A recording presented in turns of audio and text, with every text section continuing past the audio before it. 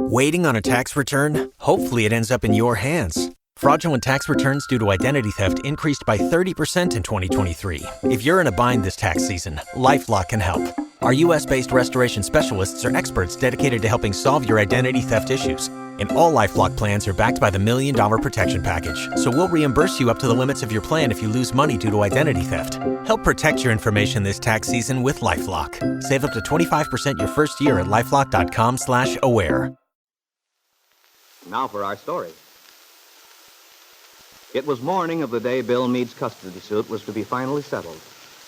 In a few hours, the child Kit had brought back from California was to be given legally into the care of one or the other of the claimants. Kit, who had attempted to use Lisa Fenner's baby as a means to restore her marriage, or Bill, who felt a sincere fatherly devotion toward the little boy he believed to be his son.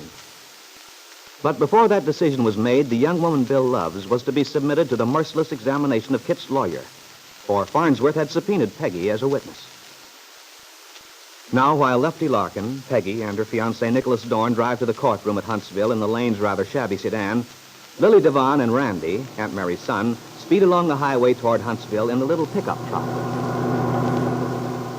Well, Randy, won't be long now. No, but the next few hours aren't going to be very pleasant. I was thinking the same thing. Poor Peggy. She didn't get much rest last night. I guess she was having nightmares. Really? Yeah. She woke me up once talking in her sleep. I couldn't make much sense out of it. Something about Kit and the baby. And then all of a sudden she sat straight up in bed and said very clearly, as if she were reciting, "Justice is like a fish. It slips away when you try to catch it." She must have read that somewhere, and it stuck in her mind. Oh, it sure gave me the creeps anyway. But she lay right down again without even waking up. You know, it's funny when you get mixed up in something like this, the law and such. It makes you realize that you're not really a free individual, even if you think you are. I don't get you. Well, I mean, you go along minding your own business, doing pretty much as you please. Then some little cog slips, and you find out you're not just an individual roaming around on the loose. You're part of something 1,000 times bigger than you are. And there's no way to escape, even if you wanted to. You mean whether Peggy wants to or not, she has to get up on that stand today and testify, because the court said she had to. Yeah, that's right. And even though we'd all like to protect her, save her from it somehow, not a darn thing we can do. Yeah. I never thought of it that way, but you're right. I only hope this whole deal isn't going to sour Peggy on things generally. She's had so much trouble over Bill Meade, I'm afraid she may sort of crawl into a shell. No, I don't know, Lily. If you mean she may get bitter, defeated. Well, you could hardly blame her if she did. But you never know. Maybe it would be the best thing. Once she finds out that being in love with someone just means a lot of grief and headaches. Who said it does? I did. Oh, come on now, Lily. You don't really believe that, do you? Brother, you should know how much I believe it. The best protection a gal can have is realizing you can't beat the game. You're bound to lose, so it's better not to play at all. Still trying to convince yourself the only way to keep from getting hurt by life is not to live completely. Just sort of nibble around the edges. Sure. I believe that. You know, that's a pretty silly attitude for a girl like you. Silly. Partner, when you say that, smile. Sure it is. You're afraid to give in to your emotions. What are you keeping yourself on ice for, Lily? Or maybe I should say, who? Because sooner or later you'll meet some guy and fall plenty hard. Just as if you didn't have all these theories. You're all wrong, chum. Not this baby. Want to make a bet on it? Why not? Anyway, look who's talking.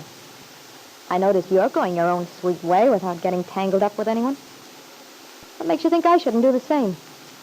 Well, I don't pretend I'm going to go on like this for the rest of my life. Oh, I see. You mean you're just waiting till the right gal comes along? Yeah, something like that. Sure you'll recognize her when you meet her? Oh, don't worry about that. I'll know her all right.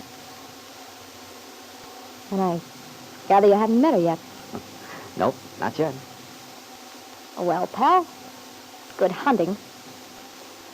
Naturally, the girl will fall for you. Oh, naturally. Do you use traps or do you stalk your game for days and then you... Well, I believe in domesticating the animal. I offer my hand in friendship. Let him learn to trust me. Well, you better watch yourself. Somebody's liable to snap at you one of these days. Oh, I'll take that chance. What's the matter, Lily? Don't you approve? You look so... Let's skip it, shall we? Anyway, here we are. Oh, yeah. Well, you better go on in.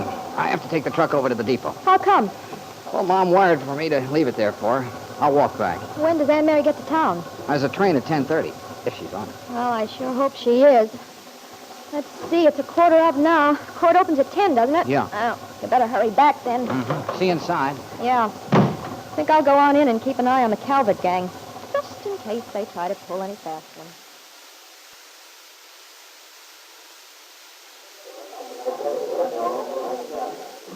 Well, it's lucky the baby fell asleep, Kit.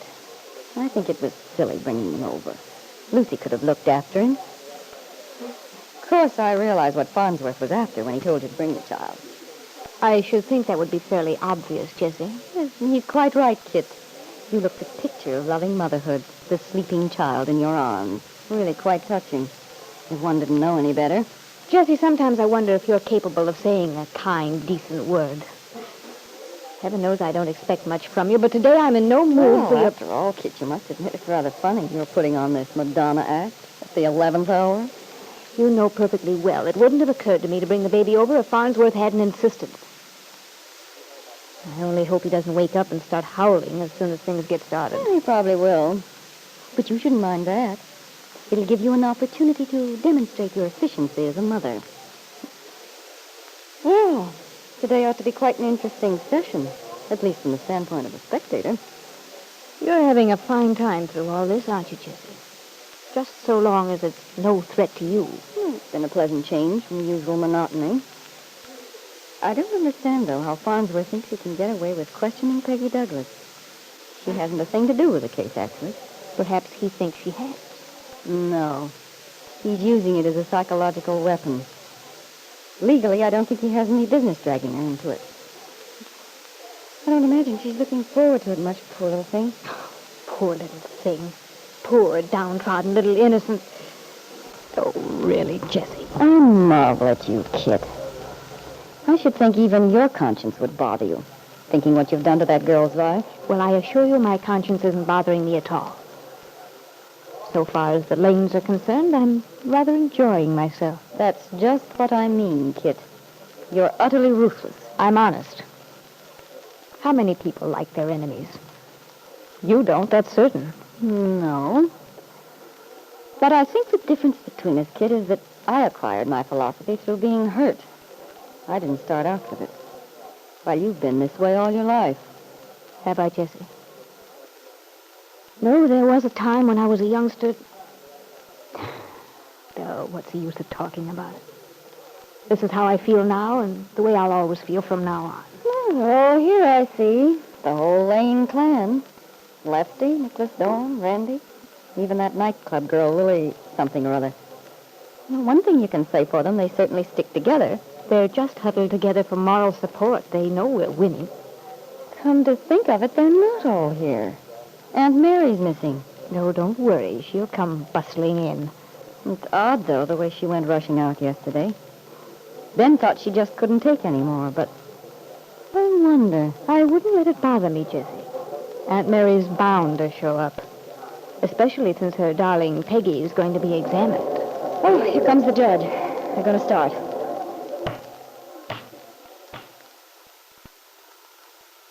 As Judge Willoughby walked in, the crowd rose, ready to take the oath of allegiance to the flag, which would open the session. In a moment, Peggy would be called to the witness stand. Nervously, Randy Lane and Lefty looked over their shoulders toward the door, hoping to catch sight of Aunt Mary coming down the corridor with a calm, assured walk. Suppose she'd missed the train. They needed her wisdom and courage. But there was no sign of Aunt Mary as the last day of the trial began.